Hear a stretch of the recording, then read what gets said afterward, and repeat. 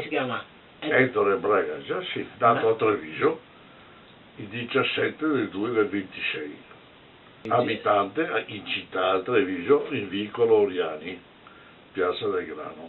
E suo papà si E chiamava? mia ragazza si chiamava Luigi e ho perso la mamma che ho 4 anni. E che mestiere faceva suo papà? Mio papà faceva il pittore. Pittore, Sì, ma decoratore. Sì.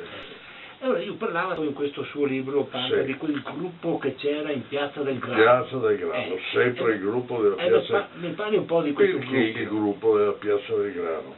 Perché avevamo la fortuna in Piazza del Grano che abitava il dottor Tessari, un grande mazziniano, Teodorico Tessari, medico.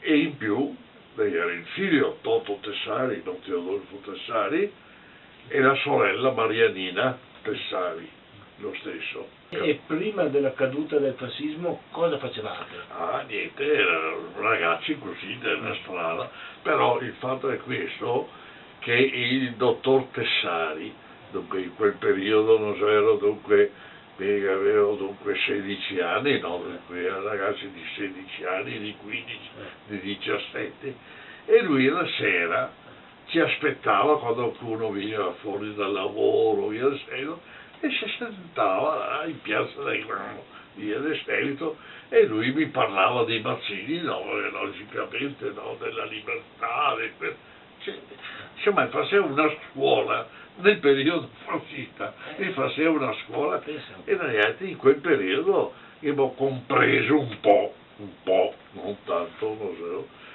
cosa che vuol dire insomma la libertà, perché per noi la libertà era di essere marina.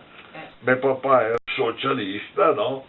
E quando lui mi parlava del socialismo mi arrabbiavo, no?